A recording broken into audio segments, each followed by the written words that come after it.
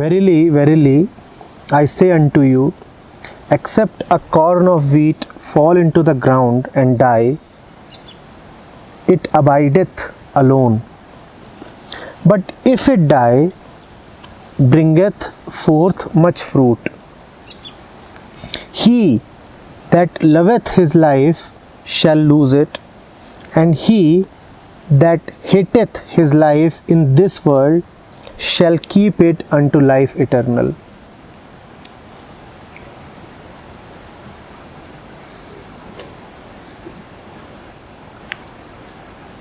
जो बचाएगा वो खो देगा, जो खोने को उत्सुक है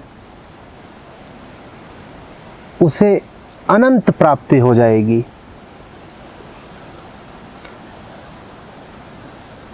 बीज पेड़ तभी बनेगा जब मरेगा। तुम्हारे ऊपर है इसे कैसे देखते हो। या तो ये कह दो बीज मर गया और रो, और कहो कि आगे से किसी बीज को मरने नहीं दूंगा, उसे जमीन में मिट्टी में पड़ने नहीं दूंगा, उसे अंकुरित होने नहीं दूंगा, न पुष्पित होगा न पल्लवित। कसम खा लो कि मेरा प्यारा बीज मर गया, पेड़ बन गया, मर गया। या तो ये मूर्खतापूर्ण, रॉ पकड़ लो। हम यही तो करते हैं। अभी हम बात कर रहे थे द्विज होने की, दूसरे जन्म की। क्यों नहीं होता हमारा असली जन्म?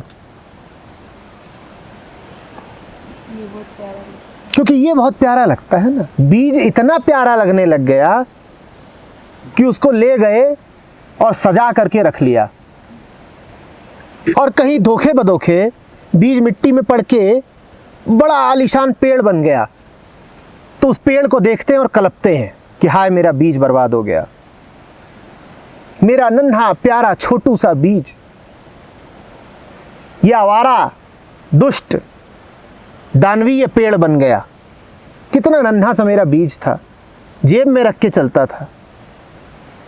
अब इस पेड़ का क्या करूं, बेकार है मेरे लिए। मूर्खों की दृष्टि और कैसी होती है।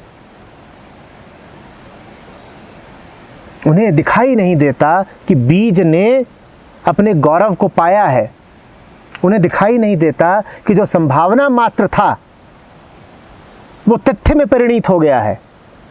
वो रो रहा है, मेरा बीज, मेरा बीज। कह रहे थे ना जीसस कि छोटे बच्चे को मत रोको, आने दो मेरे पास। ऐसे ही कलपते हैं माँ बाप कि मेरे बीज का क्या होगा। ये माँ बाप उनके दोस्त हैं कि दुश्मन? जो बीज को पेड़ बनने से रोके वो उस बीज का दोस्त है या दुश्मन है? मैंने देखा है लोगों को अपने घरों में गमलों में पौधे लगाते हुए। लोग पीपल के पेड़ तक को गमले में लगा लेते हैं, छोटा सा, और जब तक वो छोटा है तब तक काम चल रहा है। सब कुछ लगता है गमले में, नीम, पीपल, बरगद भी लग जाएगा गमले में, जरा सा लगा लो।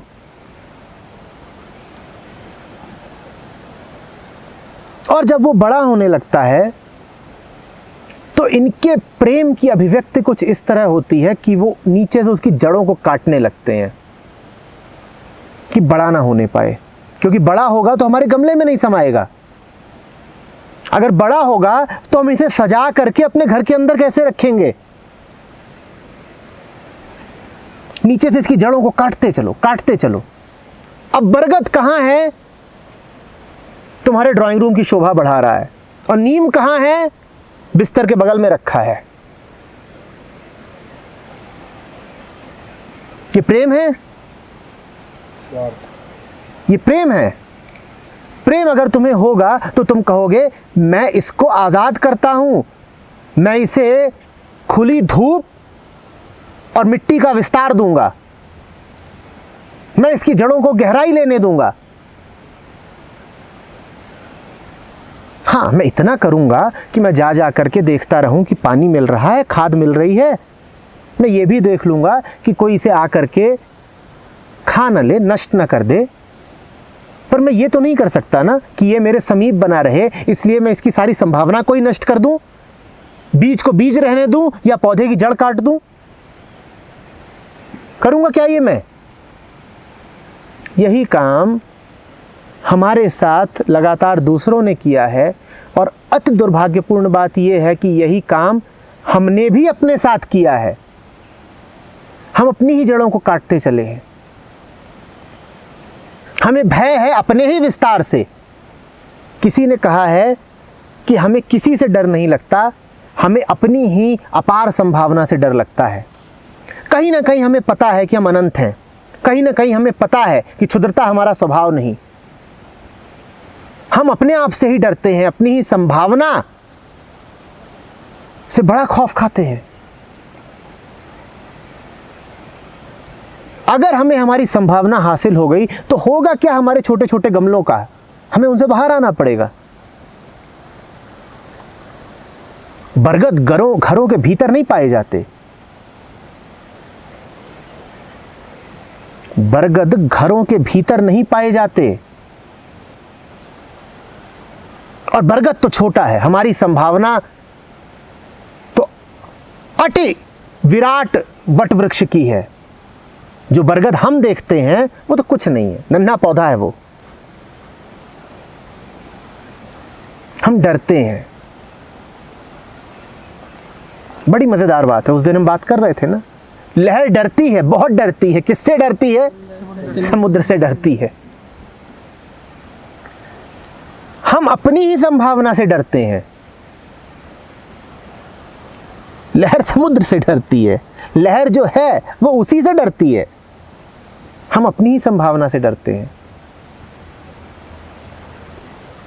इसको ऐसे कह लें कि शेर तभी है जब जंगल में है, बरगद तभी है जब वो मिट्टी चीर दे। हाँ, वैसा लगने वाली चीज़ घर में जो है वो शेर नहीं है, तो बरगद नहीं है।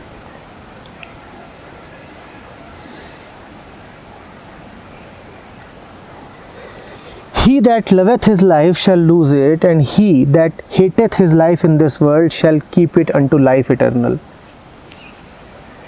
जिसने बीज से प्यार किया वो बीज को भी खो देगा। जो बीज अंकुरित ना हुआ वो सड़ जाएगा, सड़ जाएगा।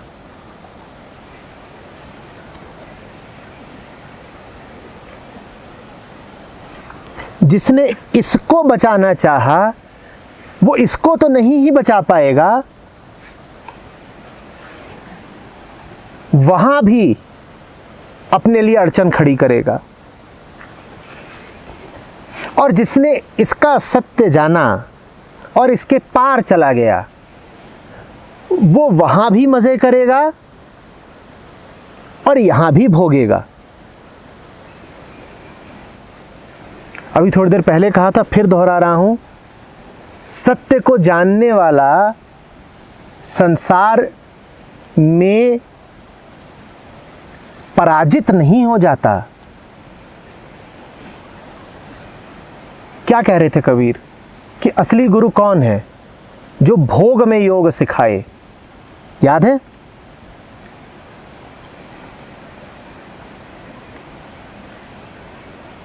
तुम्हें ये क्यों डर है कि कुछ खो जाएगा तुम्हारा? कुछ खो नहीं जाएगा। विराट वृक्ष बन के बीज का कुछ खो नहीं जाता। आज दुनिया में चलते हो तो बेहोशी में चलते हो, गिरे गिरे चलते हो, हर जगह ठोकर खाते हो, कभी अपने ही ऊपर दया करते हो, कभी दुनिया पे गुस्सा करते हो, तमाम भावावेशों के बीच झूलते रहते हो, बड़े खुश हो, बहुत पा रहे हो, तो फिर बचा के क्या बैठे हो?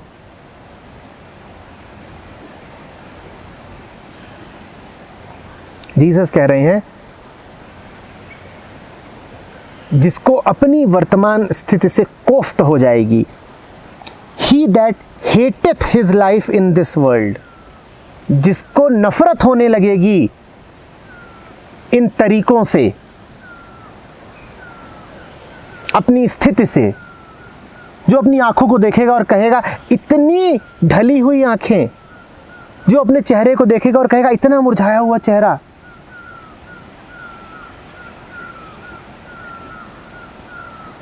वो जगेगा, वो कहेगा ना, ये मेरा असली चेहरा नहीं हो सकता। और तब क्या कहा जा रहा है? He shall keep it unto life eternal. जो भ्रम खोने को तैयार होगा वो सत्य पा जाएगा।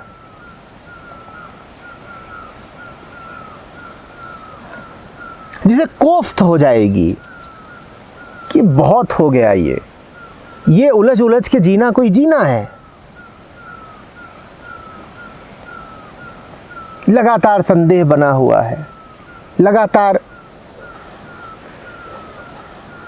सूनापन, खालीपन, बेचैनी, कहीं पहुंचना है, कुछ पाना है, देर हुई जा रही है, भागना है, बड़े महत्वपूर्ण काम हैं जो इंतजार कर रहे हैं, जिसे कोफ्त हो जाएगी कि छी, ऐसे नहीं जीना, ऐसे नहीं जीना।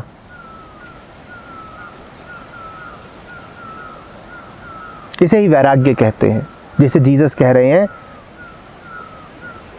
हेट, उसके लिए भारत में शब्द है वैराग्य।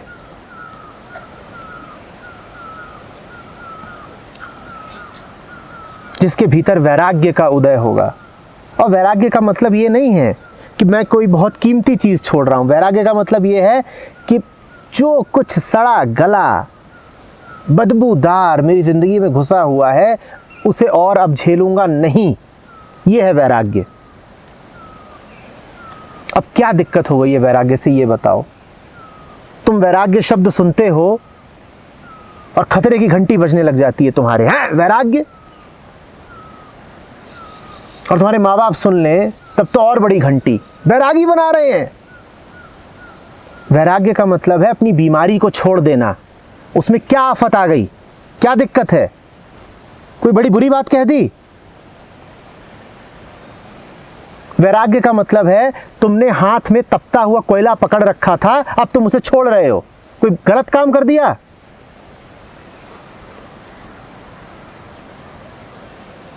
वैराग्य का मतलब था तुम एक जलते हुए घर में फंसे हुए थे, तुम जान बचा के बाहर निकले हो, तुमने कुछ अनुचित कर दिया। बुद्ध ने ठीक यही संज्ञा दी है कि तुम एक जलते हुए घर में फंसे हुए हो।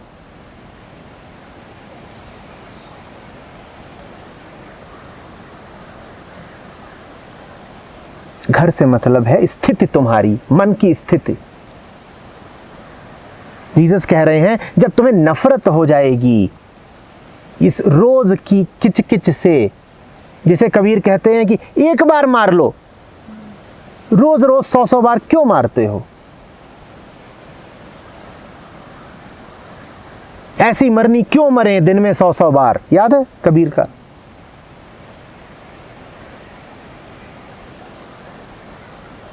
इस दिन में 100 बार मरने से जब नफरत हो जाएगी तो तुम्हें वो अमृत पद प्राप्त हो जाएगा जिसको कह रहे हैं लाइफ इटर्नल,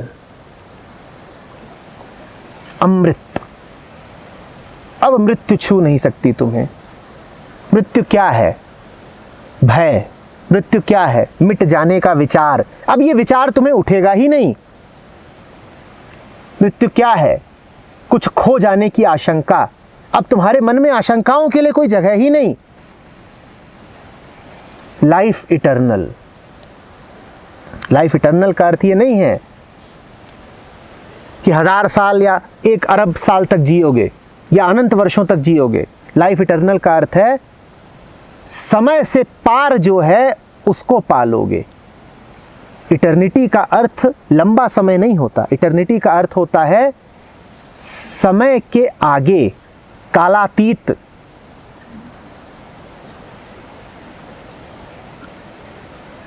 लाइफ इटर्नल।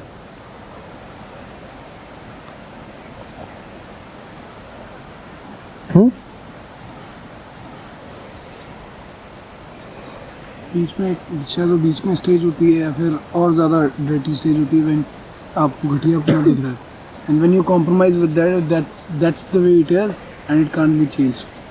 एक आपने वैराग्य बताया जब आप फट पड़ते हो कि मतलब अनएक्सेप्टेबल, और एक ये बताया कि जब आपको गंदगी दिखने लगती है, आपको अपनी चालें घटिया लगने लगती हैं, अभी कुछ आपने करा उसके 1 सेकंड बाद आपको नफरत हो जाती है उससे, पर कहीं ना कहीं बीच बीच में एक वो बुढ़ापा सा होता है कि मतलब I can't do anything about it. That's the way I have to compromise with it.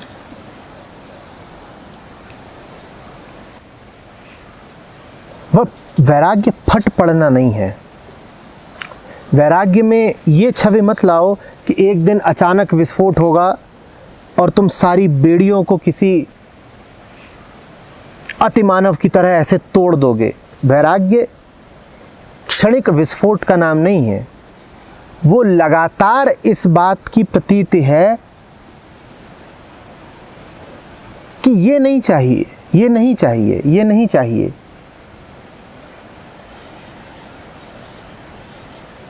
ये नहीं चाहिए, ठीक नहीं है, ये मेरे लिए ही ठीक नहीं है। जब ये एहसास लगातार बना रहता है कि ये ठीक नहीं है, तो अब कोई विकल्प नहीं है, वो कर्म में उतरेगा। अभी नहीं उतरेगा, थोड़े समय बाद उतरेगा, उचित समय देख करके उतरेगा। पर अगर उसको विस्फोट का रूप देना चाहोगे तो मुश्किल हो जानी है, क्योंकि कितना फटोगे, फटने की भी सीमा होती है। वो काम तो धीरे सहज रूप से ही होगा। विस्फोट नहीं, मतलब ही वही था कि मतलब कोई कुछ बेकार की चीज़ आ रही है उसमें पहले तो ठीक है लेट इट कम इन था, अभी था कि with all the niceness thank you. 2 बातें हैं। पहले जल्दबाजी नहीं है, जल्दबाजी नहीं है। दूसरी, हार भी नहीं गए हैं।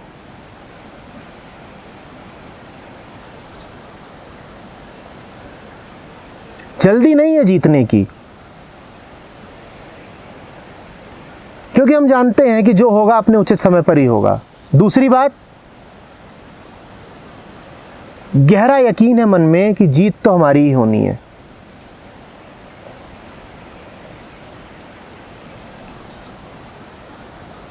हम्म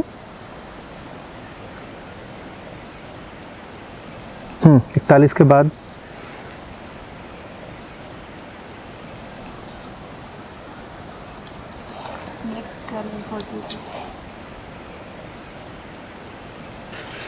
अस्तित्व की निर्विकल्पता की ओर इशारा है।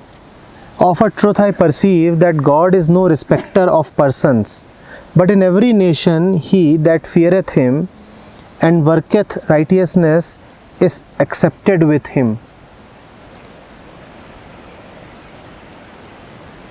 वो चुनता नहीं है,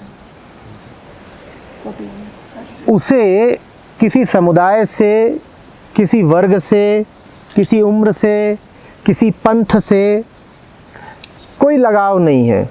न लगाव है न दुराव है। जो ही धर्म के मार्ग पर चलता है वही उसे स्वीकार है। राइटियसनेस का अर्थ धर्म समझो।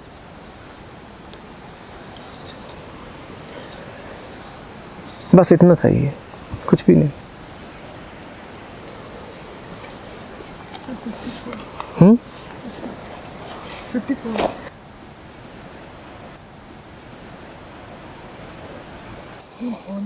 With honor preferring one another.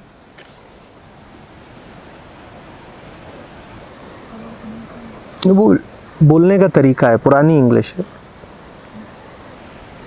In honour preferring one another मतलब एक दूसरे से जो व्यवहार रहे वो सम्मान का रहे, और सम्मान का अर्थ है समझने का। बस यही है, कुछ नहीं। नेबर यहाँ पे भी बहुत, नेबर के इमेज को और वैसे भी अन्य जगहों पे भी बहुत ज़्यादा इस्तेमाल किया है कि be kind to your neighbour. Neighbour मतलब जो ही तुम्हारे संपर्क में आए। नेबर का अर्थ ये थोड़ी जिसका घर तुम्हारे बगल में। नेबर मतलब अभी तुम नेबर हो, अभी तुम और रोहित नेबर हो, तुम इसके नेबर हो, तुम इस वृक्ष के नेबर हो, नेबर मतलब जो भी कुछ तुम्हारी विसिनिटी में है। Including this. हाँ,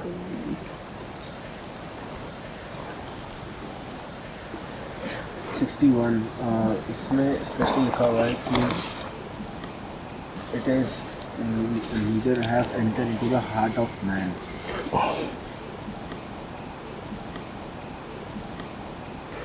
इसमें हार्ट से वो आशय नहीं है जो रमण का होता है। यहाँ पर हार्ट से मतलब आत्मा नहीं है, यहाँ पर हार्ट से मतलब मन ही है। जो इमोशन वाला मन होता है ना, जिसे आमतौर पे हम दिल दिल दिल करते रहते हैं, जीसस उसकी बात कर रहे हैं।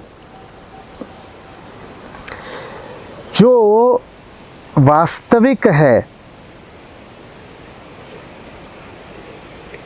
जो वास्तविक है उसे आँख, कान और मन नहीं जान सकते। यही कहते हैं ना उपनिषद, ना आँख वहाँ जाती है, न कान वहाँ जाते हैं, न वाणी वहाँ जाती है। बस ठीक वही बात कह रहे हैं जीसस, उससे ज़्यादा कुछ नहीं। मैं चाहूँगा उससे ऊपर वाला जो है उसे भी ध्यान से देखो। जिन लोगों को मांस वगैरह खानी होती है, वो जीसस का उदाहरण कई बार ले लेते हैं कि शायद जीसस भी मांस खाते थे। देखो जीसस क्या कह रहे हैं। दोनों है, 59 भी है, 68 हम्म 59 में भी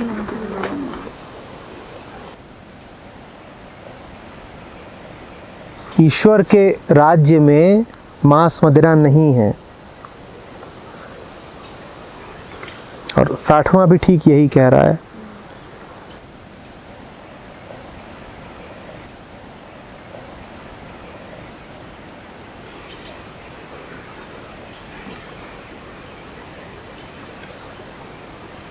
कोई भी ये ना सोचे कि मांस खाना धर्म संबंधी कोई बात है।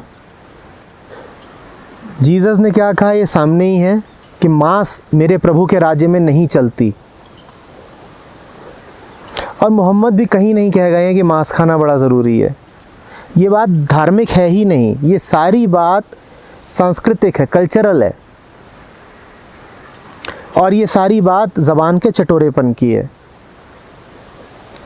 इसका क्रिश्चियन होने या मुस्लिम होने से कोई लेना ही देना नहीं है कि मैं क्रिश्चियन हूँ इसलिए मांस खाता हूँ। जीसस ने कहा है क्या मांस खाने को? कुरान कहाँ कहती है कि जो मुसलमान है उसे मांस खानी ही होगी? कुरान ने कोई ऐसी बंदिश लगाई है क्या? तो ये फिर क्यों कहते हो कि हम मुसलमान हैं इसलिए खाते हैं? इसका मुसलमान होने से कोई लेना ही देना नहीं है। इसका संबंध तो सिर्फ तुम्हारी परंपरा से है कि तुम्हारे घर में सब खाते रहे हैं तो तुम भी खाए जा रहे हो, और अब तुम छोड़ इसलिए नहीं पा रहे हो कि तुम्हारी ज़बान को आदत लगी हुई है। तो इसको धार्मिक मुद्दा ना बनाया जाए। ये कोई धार्मिक बात नहीं है कि कोई हिंदू है या जैन है तो नहीं खाएगा और कोई मुसलमान है क्रिश्चियन है तो खाएगा। ये धार्मिक बात है ही नहीं।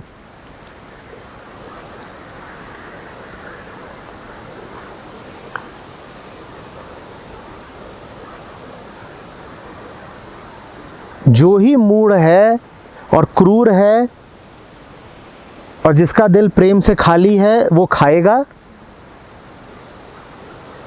और जिसके ही मन में थोड़ी तरलता है, जिसका ही बोध थोड़ा भी जगा है, उससे खाया जाएगा ही नहीं।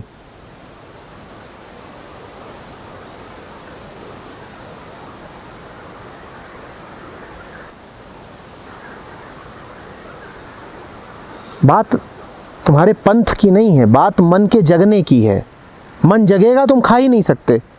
मन सोया हुआ है तो खाओगे ही, चाहे जैन हो तो भी खाओगे। आगे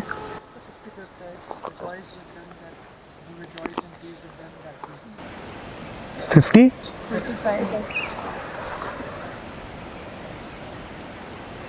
जब केंद्र स्थिर होता है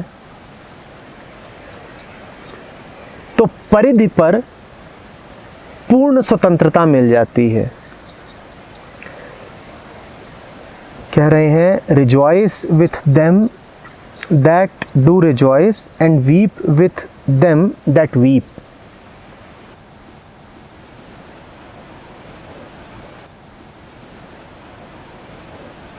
तुम्हें अपनी कोई स्थिति पकड़ नहीं लेनी है। तुम्हारी अपनी कोई विशेष मनोदशा है ही नहीं।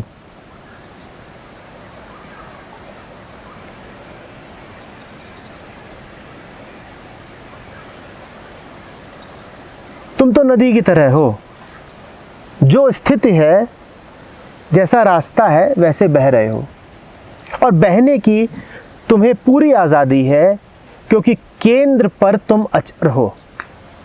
जो केंद्र पर अचर है उसे बाहर बाहर बहने की पूरी आज़ादी मिल जाती है। स्थिति ऐसी है कि उत्सव मने, मज़ा रहे, उल्लास रहे, तो वैसे रहो। और स्थिति ऐसी है कि चारों तरफ दुख का माहौल है और लोग रो रहे हैं, तो उनका दुख बांटो, बेशक बांटो। लेकिन ये सिर्फ तब संभव हो पाएगा जब तुम्हारे पास वो बिंदु हो जो ना सुखी होता है ना दुखी होता है। जो सुखी माहौल में बैठा हुआ है, खूब आनंद उत्सव मना रहा है, लेकिन फिर भी सुखी नहीं हो गया।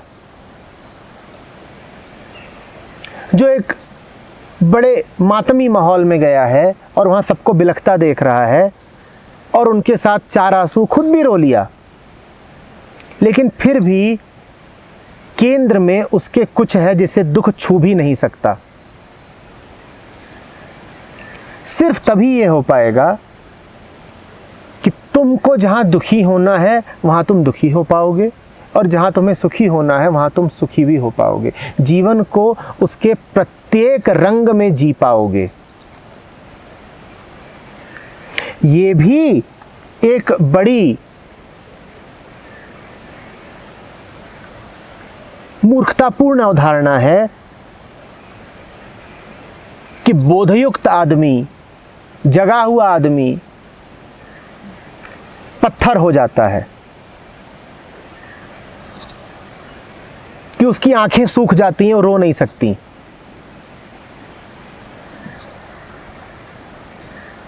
कि वो हंस नहीं सकता, कि नाच नहीं सकता, कि उसके भीतर कोई भाव अब उठते नहीं। ये बेवकूफ़ी की बात है, ऐसा कुछ भी नहीं है।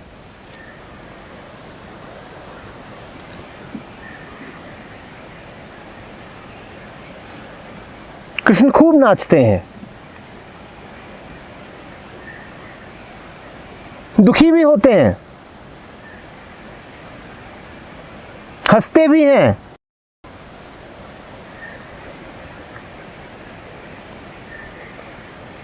छल भी कर लेते हैं। जो स्थिति की मांग है वैसे ही हो जाते हैं।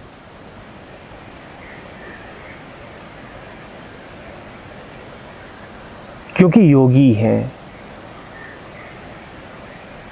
आत्मा को पा लिया है।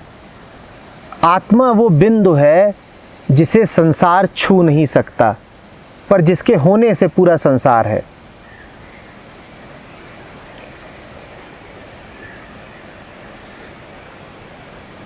ये तो बात छोड़ ही दो कि योगी पत्थर हो जाता है, कि वो हंस नहीं सकता, कि वो रो नहीं सकता।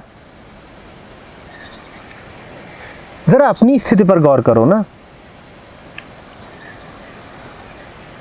माहौल होगा बड़ी प्रसन्नता का, बड़े उल्लास का, तुम उल्लासित रह पाते हो?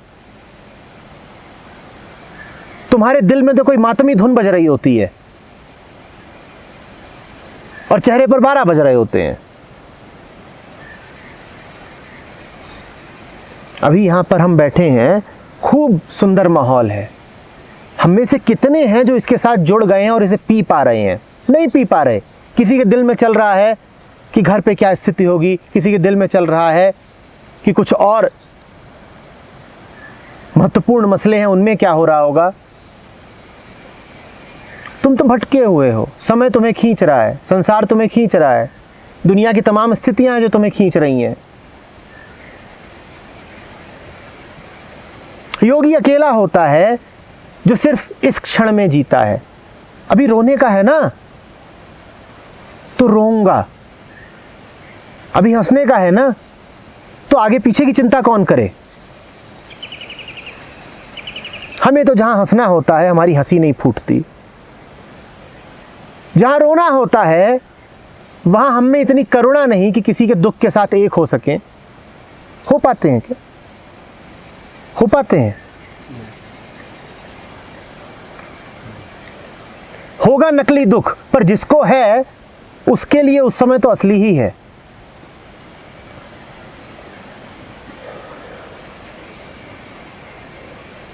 तुम किसके दुख में सहारा दे पाते हो? क्योंकि तुम तो अपनी ही उलझनों में उलझे हुए हो। जो अभी अपनी ही उलझनों में उलझा हो किसी को सहारा क्या देगा?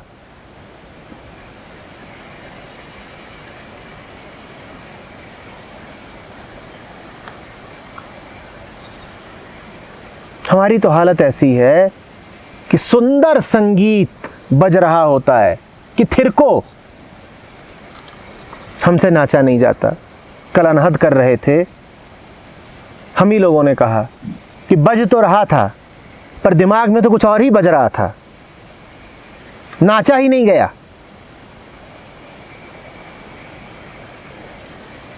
जीसस कह रहे हैं जब नाचने का समय हो तो नाचो ना, तुम्हारा मन क्यों इधर उधर भागा हुआ है? नाचो, नहीं नाचा जाएगा। जीसस कह रहे हैं जब खाना सामने है तो खाते क्यों नहीं? खाओ, सुंदर है, मीठा है, स्वाद है उसमें, हमसे नहीं खाया जाता। खा रहे होते हैं खाना और सामने चल रहा होता है टीवी या कान में लगा होता है मोबाइल फोन।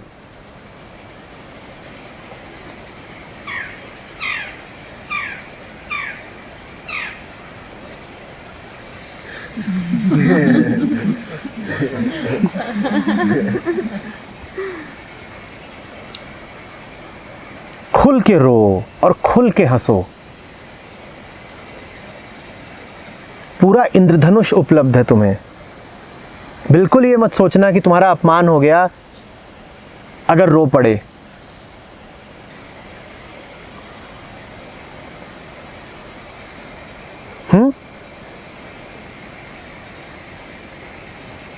बिल्कुल ये मत सोचना कि बड़ी कमजोरी दिखा दी अगर किसी के चुटकुले पर हंस पड़े।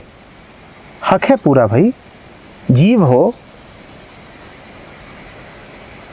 देह है, संसार है, इसलिए है कि इसकी ओर देखें ना, इसे छुएं ना। जहां हमें स्थिर होना है वहां हम पूरी तरह स्थिर हैं। जहां हमें आसन लगाना है वहां हमारा आसन लगा हुआ है। अब हमें खेलने दो। हमारा दिल हमारे घर में ही है, अब हमें जहां जाना है हमें जाने दो। हम अपने केंद्र से पूरी तरह जुड़े हुए हैं। अब हमें पूरे संसार में घूमने दो। हमारे मन में कोई तरंग अब उठती नहीं उस बिंदु पर जहां आत्मा है। अब हमारे मन को पूरे तरीके से तरंगित होने दो। सब कुछ अनुभव करो, कुछ वर्जित नहीं है। जीवन को उसकी संपूर्णता में जानो।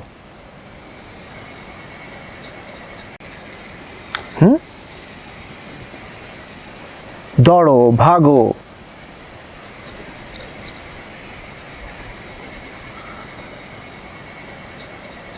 संबंध बनाओ।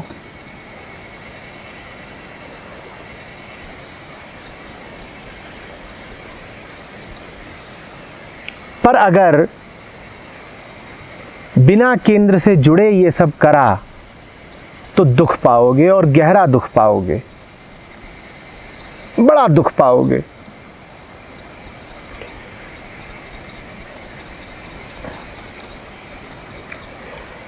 जिसकी डोर का एक सिरा आत्मा से बंधा हुआ हो, सिर्फ वही बेखौफ होकर के भ्रमण करे। जिनका एक सिरा आत्मा से नहीं बंधा हुआ है, वो जब घूमने निकलेंगे तो भटक जाएंगे, वो अपने घर वापस लौट नहीं पाएंगे, शोषण हो जाएगा उनका, संसार उनके लिए यातना बन जाएगा।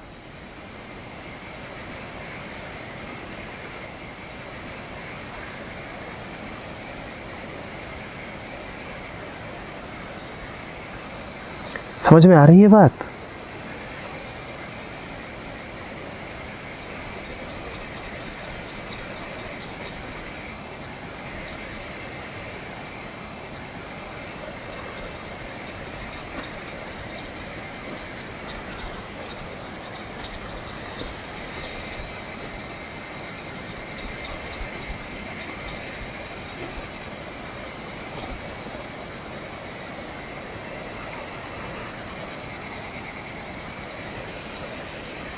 सर 64 बिल्कुल समझ में नहीं आया।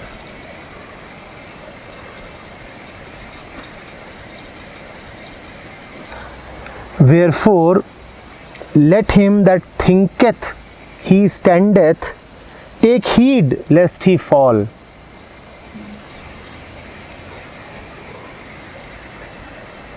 जो सोया है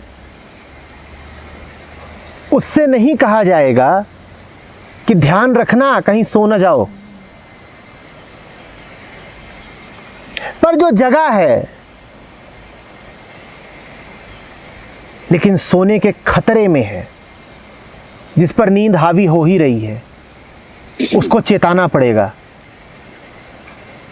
कह तो रहे हो कि जगे हो, ध्यान देना कहीं सो न जाओ, सपने बड़े मधुर हैं, बुला रहे हैं तुमको।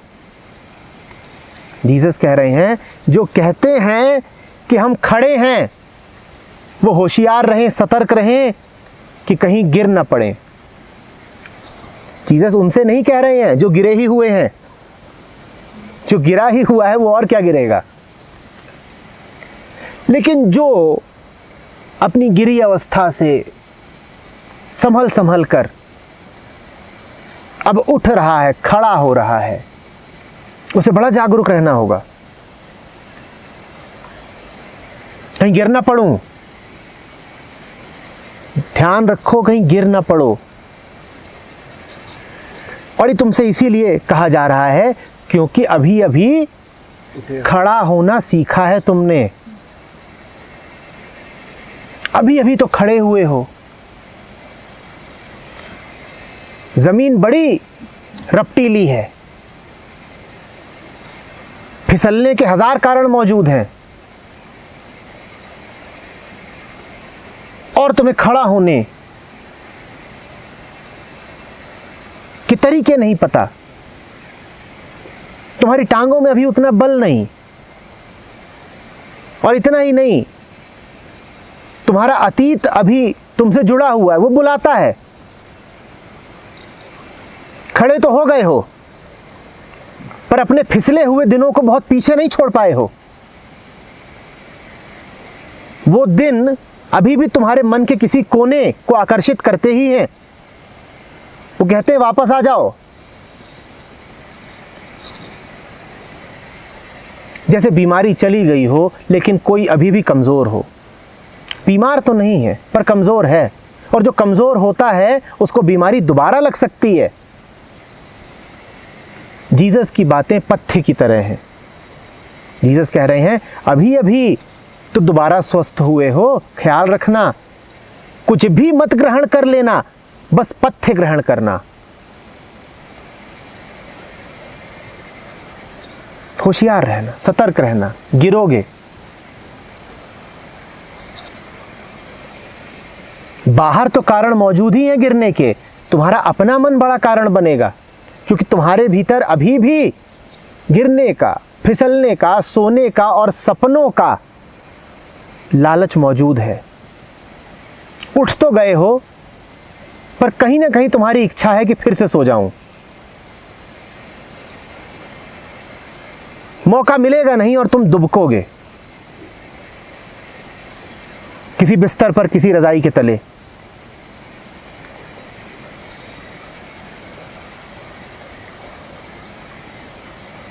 तुमसे ही कह रहे हैं, अच्छा है कि तुम ही ने पकड़ा है।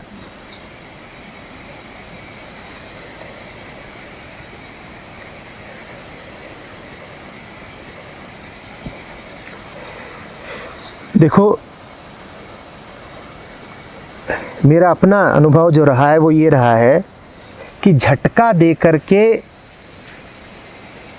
जगाना तो बहुत कठिन है, पर फिर भी आसान है। लेकिन जगे हुए को जगा हुआ रखना करीब करीब असंभव है। नहीं समझे? झटका दे करके जगाना तो फिर भी किसी तरह हो जाता है कि ऐसी ही एक स्थिति बनाओ, उसमें ग्रंथों को पढ़ो, चर्चा करो, बात सुनो, जागृति आती है, आती तो है, पर उसको कायम रखना बड़ा दुष्कर है।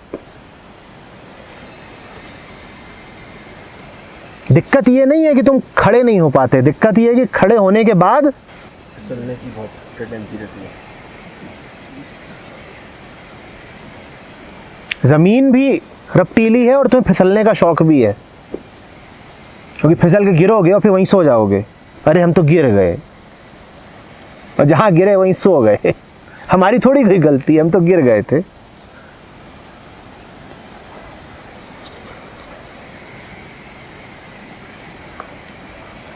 गिरे हुए हैं।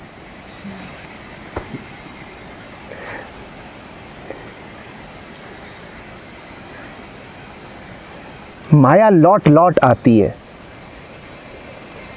भगा तो दी जाती है, बड़ी जिद्दी है, लेकिन लौट लौट के आती है। इसीलिए सतत जागरण की बात होती है। लगातार जगे रहो, लगातार होशियार रहो।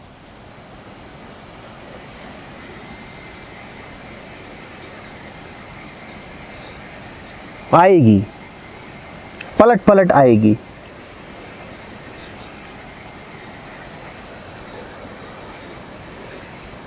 अभी वापस जाओगे, फिर ऐसे ही थोड़े रह जाओगे जैसे अभी यहाँ बैठे हो। अभी तो बड़े कितने प्यारे लग रहे हो, ऐसे जैसे किसी क्लास के अच्छे अच्छे बच्चे हैं। शांति से बैठ गए हो, आलथी पालथी मार के, सामने जीसस के वचन रखे हैं, कोई शोर नहीं, शराबा नहीं सुन रहे हो। ऐसे थोड़ी रह जाओगे अभी कल से परसों से।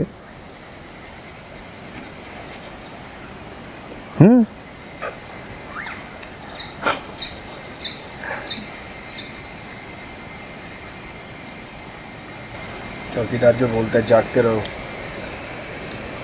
खुद ही बन जाओ चौकीदार। आपको वहाँ पर ये माहौल भी तो नहीं मिलेगा। माहौल मिलेगा नहीं या चाहते नहीं? शायद चाहता नहीं। हाँ, बस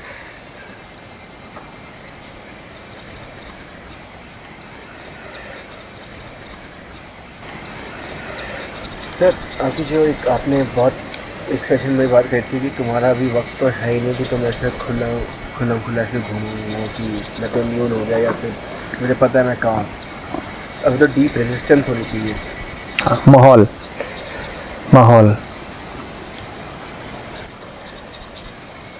वो बात माहौल के लिए है कि माहौल तुम्हें प्रभावित न कर पाए। रेजिस्ट सिर्फ माहौल से रिलेटेड। हाँ, और क्या, और किसे रेजिस्ट करोगे? तुम्हारे भीतर भी जो वृत्ति उठती है वो आती तो माहौल से ही है ना।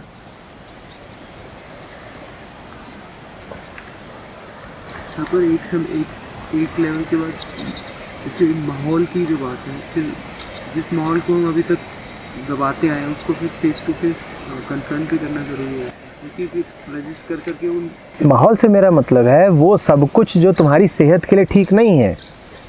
अगर दबाना तुम्हारे लिए ठीक नहीं रहा है तो देखो,